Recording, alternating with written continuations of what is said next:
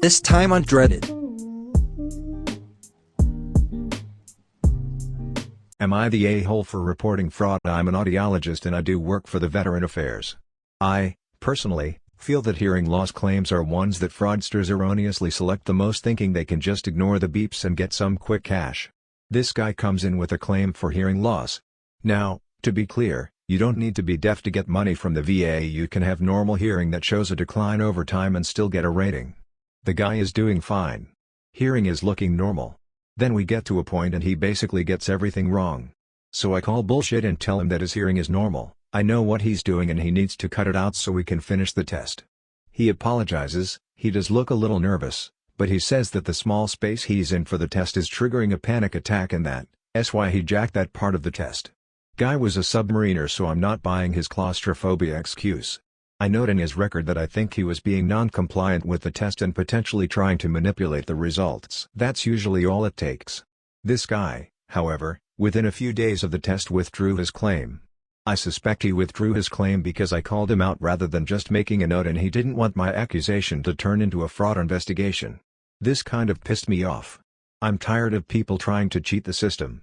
My brother-in-law is a Veteran Affairs special agent, so I called him to tip him off to this guy.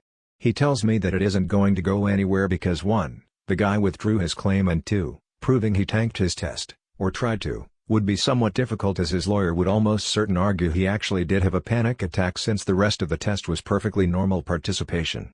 He suggested I just let it go. I chose not to. The guy is employed as a police officer. So I called the misconduct tip line for his department and basically laid out that he was trying to cheat a compensation exam.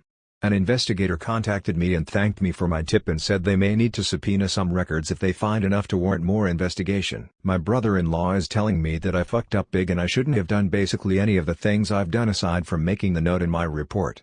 From my standpoint, if more people stepped up and actually vigorously pursued fraudsters, then there would be less fraud. What do you guys think? Am I the a-hole? Am I the a-hole for telling my friend's cousin the new guy she's talking to is not real and a scammer? My friend has a cousin I've met a handful of times and I do get along with her very well, and recently we've had to spend more time together due to my friend getting married. My friend describes her cousin as someone who is desperate to be in a relationship and never has had an actual one, even being in her 30s. So 2 weeks ago my friend briefly mentioned she heard that her cousin was talking to a guy on Tinder. I was naturally excited about this for her and asked about him when I got a moment alone with her.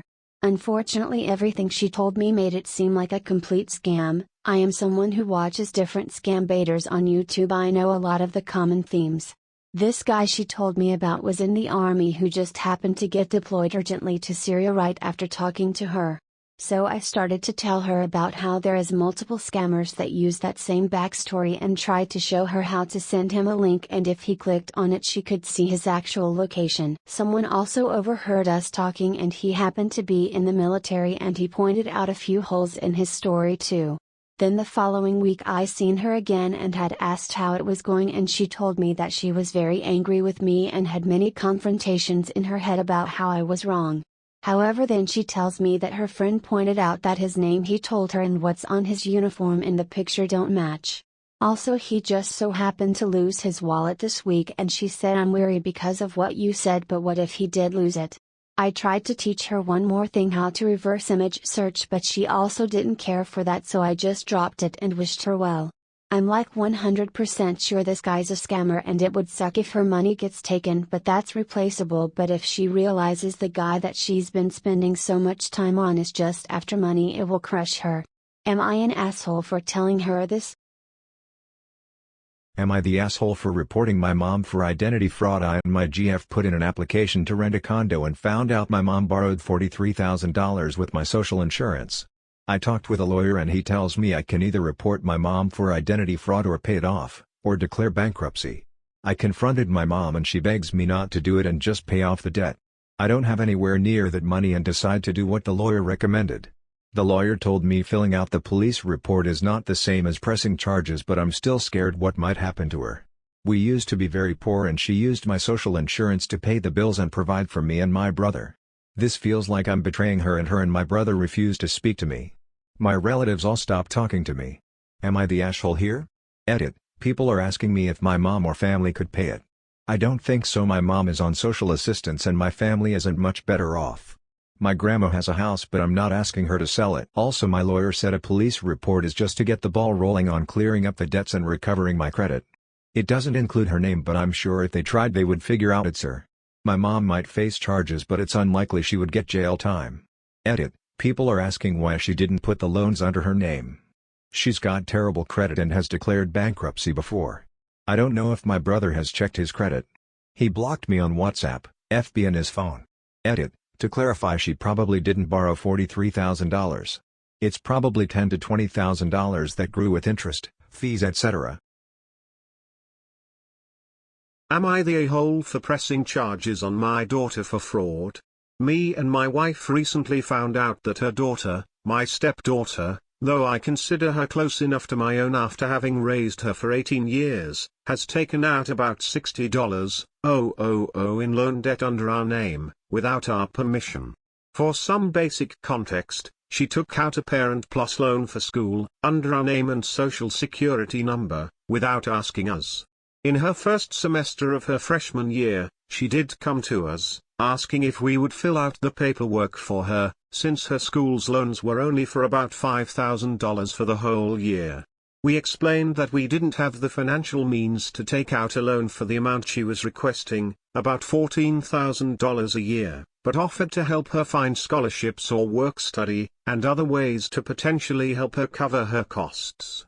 After me and her applied for about 5 to 10 scholarships, and she got a part-time job, she never came back to me and my wife with any financial aid concerns again, so we figured that she had largely figured it up. We brought up tuition a couple times, but every time we'd ask, she'd just say that she was able to cover it all, and didn't need any help with it or anything. Come us, a couple years down the road, we've gotten a letter from the Department of Education saying that our loan has gone into default, and has been so for about a year at this point. We reach out to her school and, after a little bit of digging, we discover that after we had told her no on the loan, she had gone around our back and applied for it all online. She filled in her own contact information instead of our own, and the loan went through just fine, since she had the correct social security numbers and all. We've spoken with the school and the Department of Education a fair amount about this already, and we basically have two options for this. We can either eat the loan, and pay it all back ourselves, something not at all financially feasible for my family, since we have about $40,000 in medical debt on top of this now, or to go through the state to press charges on each one of the 5 loans she's taken out, each loan being over $10,000, making this a felony in my state with a minimum prison sentence. At this point, I'm not certain what my family can do.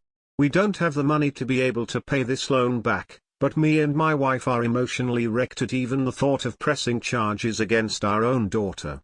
So, here's the important question, Reddit: if I press charges here, am I the a-hole?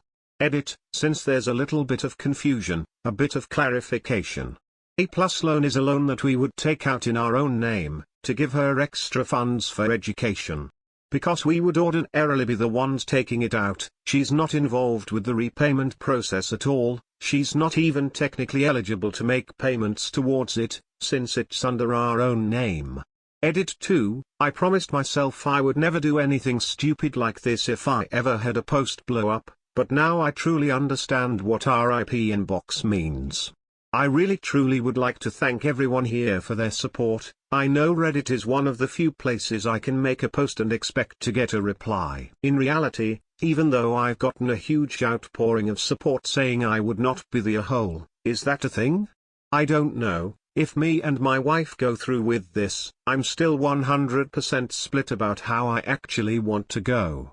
You guys have given me a lot to chew on, and I'd really like to thank you all.